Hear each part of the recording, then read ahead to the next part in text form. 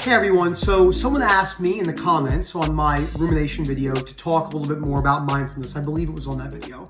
And where I would apply mindfulness, how I used it in my journey, where I think people go wrong with mindfulness. Mindfulness is a very tricky subject when it comes to OCD and anxiety sufferers because of the amount of content that makes mindfulness seem to be something more than it is, whether that's in the form of meditation, whether that's in the form of grounding exercises.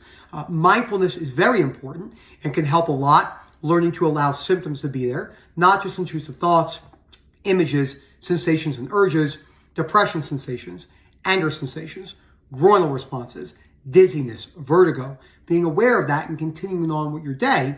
But it's really not the bread and butter of changing your belief systems, and why it's usually not enough for chronic OCD recovery or any sort of anxiety-based disorder or other major problems in your life. So before I go any further, please subscribe, hit that like button down below, phil@ocdrecovery.com. We get back to you in a timely fashion. Our slots are very filled, but we make it work. We work kind of all hours of the day because we're in different time zones. And we have a mission to change OCD in a way that no one else has ever done. From the lived experience, coming out, mental hospital, you all know my story. Many of you have seen me. So let's use some funny examples on why mindfulness isn't really enough. Hey, Nick, I'm going to speak as if I'm speaking to myself. I have very bad news. Please get your affairs in order. You have stage 4 brain cancer. And I say, okay, I'll just be mindful of that.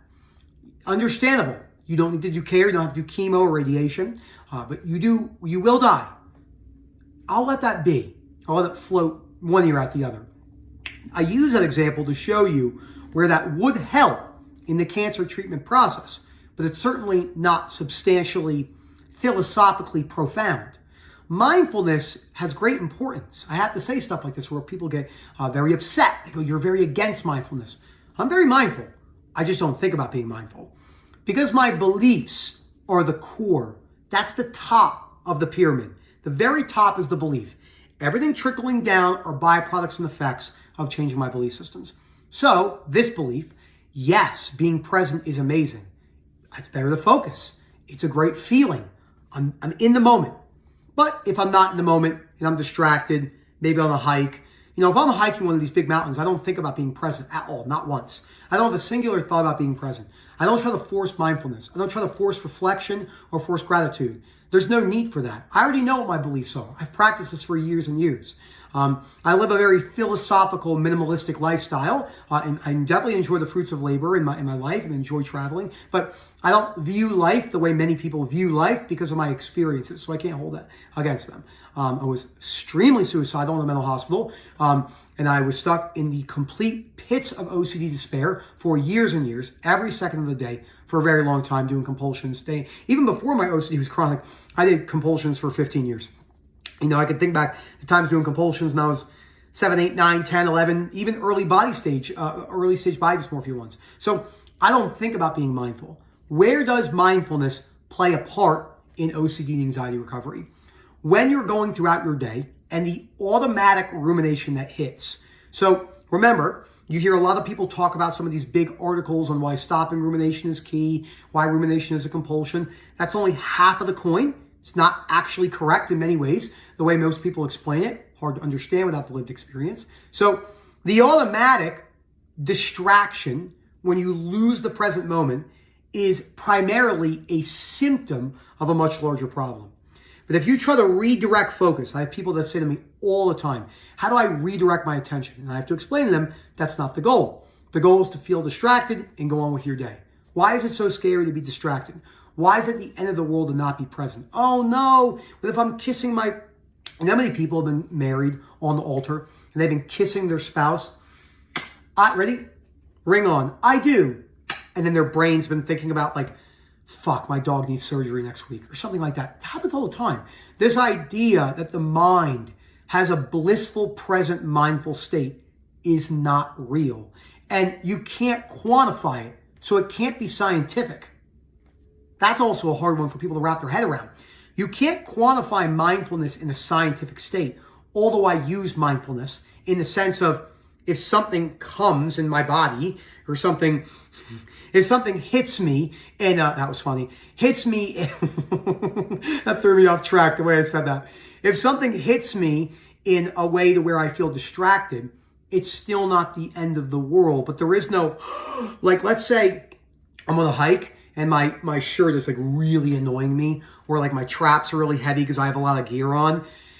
I'm not like, all right, redirect on your feet, foot after step. I don't think like that. I just operate. Like, I just do things. I always use that, when the Joker puts Harvey Dent up and he's like, hi, he's like, you're a plan. He's like, do I really look like a man with a plan? He goes, I just do things, And there's a lot of truth in that. I don't redirect my focus in any way.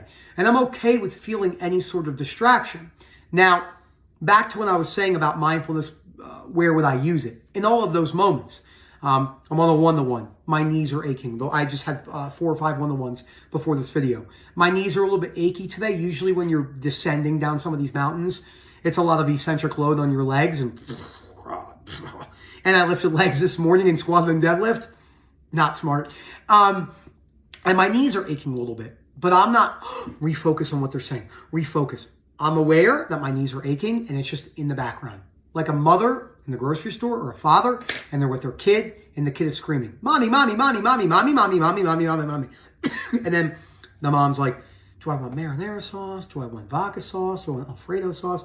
Mom, mom, mom, mom. They hear their kid screaming, but, they don't have to intervene every second. And that's where it is. Now, meditation mindfulness can be very beneficial, but there's no way to know the answer to this. No way. Just something to put out there in the ether, in the vastness of space. If you didn't have OCD, would you meditate? This has nothing to do about the benefits of meditation. Of course, there's great benefits. I would not, personally. I find exercising as my form of meditation, sitting down and reading as a form of meditation, hiking these big mountains, excuse me, as a form of meditation. And like that, I could feel my throat's a little bit sore because being out in the mountains and the dryness and all this stuff. Again, that happened to me on the video. I'm not redirecting my attention.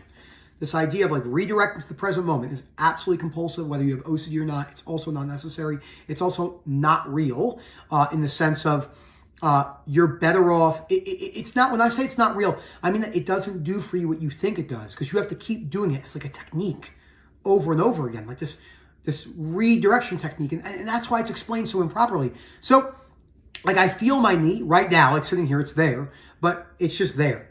And that's what it is. And the mindfulness meditation, again, would you meditate if you did not have OCD? You know how many people say to me, I want to try meditation.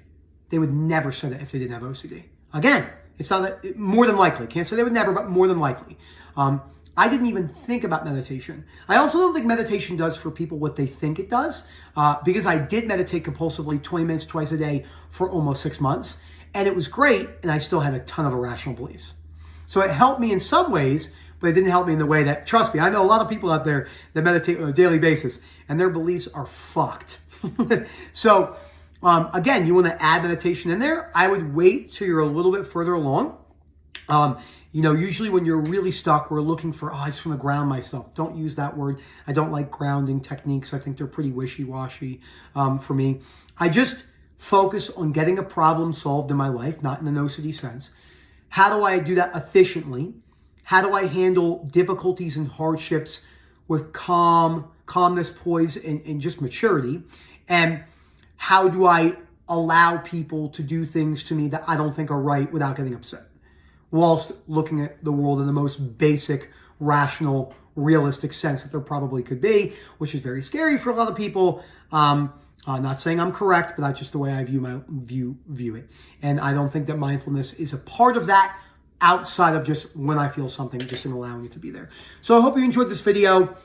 This is just how I see it and what we see. Let me know what you think about it. Please reach out, phil@ocdrecovery.com. Hope to hear from you soon. And as always, enjoy the rest of your day. And thank you for the support.